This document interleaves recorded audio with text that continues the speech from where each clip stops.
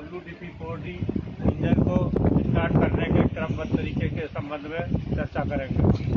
Start करने से पूर्व सबसे पहले हम लोगों को सिक्योर करेंगे। लोगों को सिक्योर करने के लिए वुडन वेज लगाएंगे और साथ में हैंड ब्रेक भी कसेंगे। लोको सिक्योर करने के पश्चात हम लोको की जांच करेंगे। लोको की जांच में हम सबसे पहले अंडर ट्रक में सेफ्टी फिटिंग की जांच करेंगे। सेफ्टी फिटिंग के अंतर्गत कपलर का सही प्रकार से लगा होना, कपलर का बंद होना, क्लेविश का लगा होना और कपलर का खुलना और बंद करना और ऑपरेटिंग हैंडल का ठीक होना सुनिश्चित करेंगे। उसके पश्चात हम बफर के फाउंडेशन बोल्ट, बफर का सही तरीके से और बफर की हाइट की जांच करेंगे। BPFP एंगल कॉक का ठीक तरीके से लगा होना और उनकी गार्ड प्लेट की भी जांच करेंगे। दोनों से तरफ से बराबर से लगी होनी चाहिए। लोको में दोनों तरफ केटल गार्ड की जांच करेंगे। उसके फाउंडेशन बोल्ट और वेल्डिंग कहीं पर से भी क्रैक नहीं होनी चाहिए और उनकी हाइट बराबर से होनी चाहिए। इसके साथ ही साथ केटल गार्ड के साथ रेल गार्ड की भी जांच करेंगे, लगी होना चाहिए। सेंटर पाइप, सैंड बॉक्स और सैंड बॉक्स में सैंड की मात्रा की जांच करेंगे। दोनों कैब एंड के BC इक्वलाइजिंग कटआउट कॉक और MR इक्वलाइजिंग कटआउट कॉक का बंद होना सुनिश्चित करेंगे और BP के और FP के एडिशनल कटआउट कॉक का भी खुला होना सुनिश्चित करेंगे। लोको में लगे हुए सभी 12 वर्टिकल शॉक ऑब्जर्वर की जांच करेंगे कि उनके बोल्ट सही तरीके से लगे हैं और वो अपनी जगह पर फिक्स हों। एक्शन शाफ्ट के जो है हक बोल्टों की जांच करेंगे। ये सभी हक बोल्ट सही तरीके से लगे होने चाहिए। ब्रेक पुल रॉड की जांच करेंगे और उसके जे ब्रैकेट की भी जांच करेंगे जो सही प्रकार से लगा होना चाहिए। ब्रेक ब्लॉक हैंगर पिन की जांच करेंगे और उसके टाई बोल्ट जो है उसकी जांच करेंगे कि सही तरीके से लगा हुआ है। लोगों में लगे हॉरिजॉन्टल डैम्पर की भी हम जांच करेंगे। उसके फिटमेंट पाइप के साथ लगा रहना चाहिए। उसके साइड लोड बैरर की भी हम जांच करेंगे। लोगों में लगे डी साइकिल की हम जांच करेंगे। डी साइकिल प्रॉपर लगा होना चाहिए। फ्यूल ऑयल टैंक में तेल की मात्रा की जांच करेंगे। अरे आज हम लोग शेड में घूम रहे हैं और बच्चों को लेके फ्यूल ऑयल फिलिंग कैप का ठीक तरीके से लगा होना सुनिश्चित करेंगे। तो लगे हेलिकल स्प्रिंग की भी जांच करेंगे। कोई भी क्रैक नहीं होना चाहिए। हाँ, यस। लोगों में लगे सभी 8 सैंड बॉक्स में रेत की जांच करेंगे। साथ जांच करेंगे। दोनों बोगियों के ब्रेक सिलेंडर के कटआउट कॉक खुला होना सुनिश्चित करेंगे। जे फिल्टर के कटआउट कॉक का खुला होना सुनिश्चित करेंगे। खुले हुए हैं तो उनको बंद कर देंगे। टायर के दोनों कटआउट कॉक का खुला होना सुनिश्चित करेंगे एवं बाईपास कटआउट कॉक का बंद होना सुनिश्चित करेंगे। जिस समय MR प्रेशर नहीं बनता है, यदि या कोई खराबी आ जाती है तो एयर ड्रायर को बाईपास करने के लिए हम ये दोनों कटआउट कॉक को बंद करके और बाईपास वाले कटआउट कॉक को खोल देते हैं, जिससे एयर ड्रायर बाईपास हो जाता है। इंडक्शन मोटर को होल्ड करने वाली डॉग बोन के बोल्टों का सही तरीके से लगा होना सुनिश्चित करेंगे।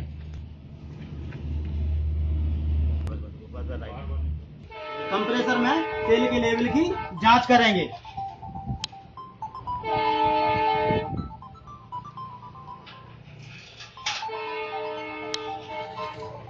कंप्रेसर में तेल की मात्रा सही है। डिपस्टिक को टाइट कर देंगे। ठीक, ध्यान रखें ये वाला इसकी। साथ ही साथ कंप्रेसर पर लगे फ्यूल कंडीशन गेज की भी हम जांच करेंगे। ग्रीन जोन में लेवल होना सुनिश्चित करेंगे। लगे सेफ्टी डिवाइस OSTA की भी जांच करेंगे। साथ ही साथ गवर्नर पर लगे लो लीवल प्लंजर की भी हम जांच करेंगे। रीसेट होना चाहिए। तेल की मात्रा जांच करेंगे। ग्लो रॉड में तेल की मात्रा की जांच करेंगे। बेलू वाल्व की मात्रा की जांच करेंगे। डिप स्टिक के द्वारा डिप स्टिक लोको के दोनों साइड में इंजन ब्लॉक पे लगी रहती है।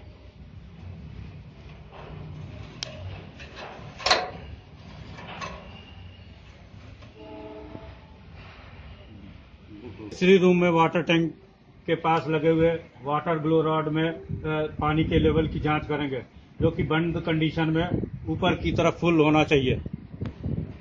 और लोको के चालू होने पर इसका नीचे के लेवल पर आने के बाद में जब पानी सिस्टम में चला जाएगा तो नीचे के लेवल पर यह पानी का लेवल फुल होना चाहिए। रनिंग में फुल होना चाहिए।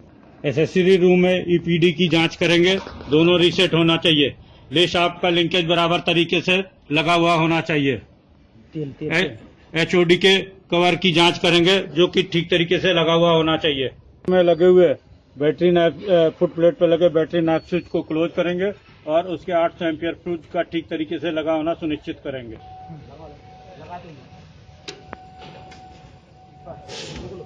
ट्रेलिंग कैब में न्यूमेटिक सिस्टम में इसको नॉन वर्किंग बनाएंगे। नॉन वर्किंग बनाने के लिए इसके ऑटो ब्रेक हैंडल को एफएस पर, डायरेक्ट ब्रेक हैंडल को फुल पर और एलएनटी स्विच को ट्रेल पर रखेंगे।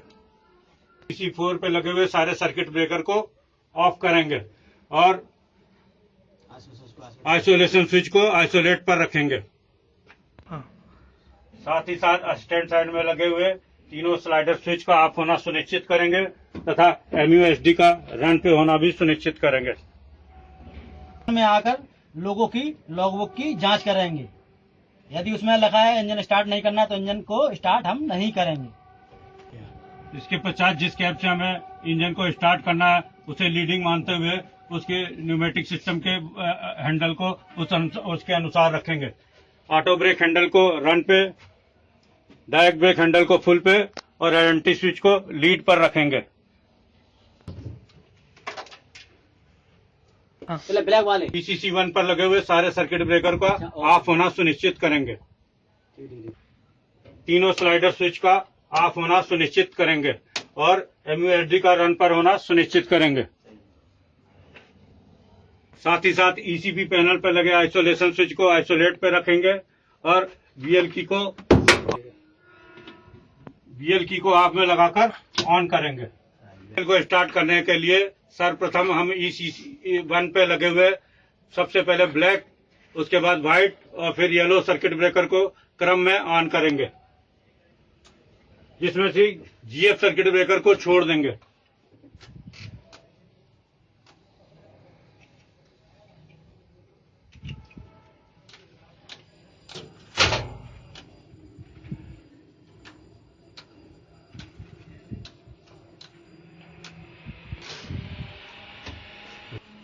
असिस्टेंट साइड में लगे हुए बीच के फ्यूल पंप कंट्रोल स्विच को ऑन करेंगे। वर्किंग कैब जो कि कैब नंबर 2 हमने इस समय बनाई हुई को नॉन वर्किंग बनाया हुआ है, उसमें लगे हुए ECC4 में लगे हुए सर्किट ब्रेकर को ऑन करेंगे, जिसमें कि GF सर्किट ब्रेकर को ऑन नहीं करेंगे और ECP का आइसोलेट पे होना सुनिश्चित करेंगे, आइसोलेशन स्विच का। इसके पश्चात ड्राइवर डेस्क पर कंप्यूटर स्क्रीन पे डाटा मीटर सेलेक्ट करेंगे और उसके बाद मीटर 2 को सिलेक्ट करेंगे, जिसके द्वारा हम स्टार्टिंग सिस्टम को देख पाएंगे, जिसमें कि TLPR का स्टेटस दिखाई देगा, जो कि आरंभ में ऑन होना चाहिए और उसके ऑफ होने तक का हम इंतजार करेंगे और ऑफ होने के पश्चात हम इंजन को क्रैंक करेंगे। अलार्म बजाने के लिए हम अलार्म पुश बटन को प्रेस करेंगे, जिससे कि पीछे कैब में और पीछे इंजन में काम करने वाले कर्मचारियों को सतर्क किया जा सके। को स्टार्ट करने के लिए ECP पैनल पर लगे फ्यूल प्राइम स्विच को प्राइम पोजीशन पे लाएंगे और 10 से 15 से 20 सेकंड तक इंतजार करेंगे और उसके पश्चात को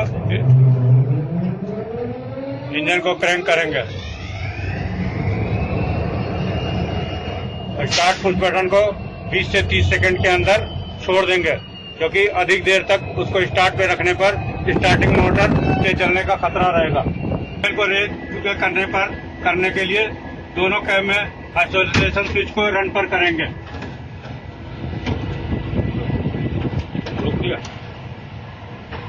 आइसोलेशन स्विच को रन पे करने के पश्चात इंजन अपने आप ही रेज होगा, जब तक कि MR प्रेशर पर्याप्त मात्रा में नहीं हो जाएगा।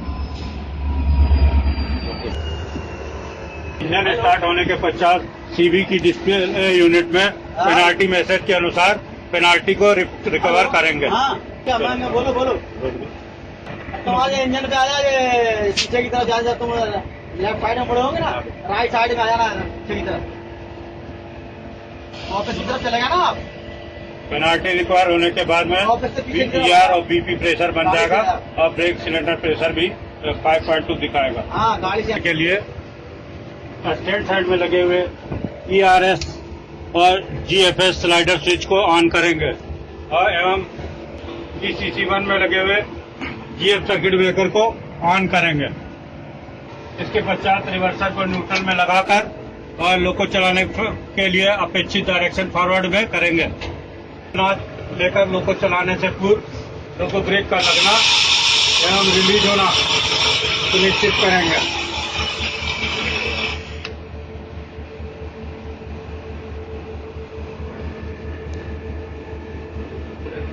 इसके पश्चात लोको चलाने के पूर्व हम नीचे लगाए गए वुडन बेज और उसको हटा देंगे और साथ के साथ में हैंड ब्रेक को भी रिलीज कर देंगे। इसके बाद में थ्रोटल द्वारा एक नॉच लेंगे और 3 मीटर में ट्रैक्शन का आना सुनिश्चित करेंगे और दूसरा नॉच लेकर देखेंगे 2 नॉच तक लोको ब्रेक लगे होने में लोको को मूव नहीं करना चाहिए।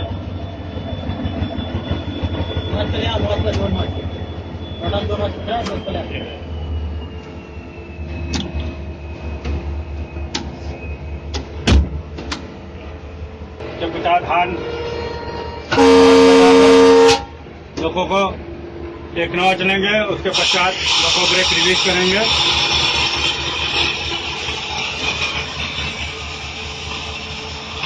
जिससे हमारा लोको फॉरवर्ड की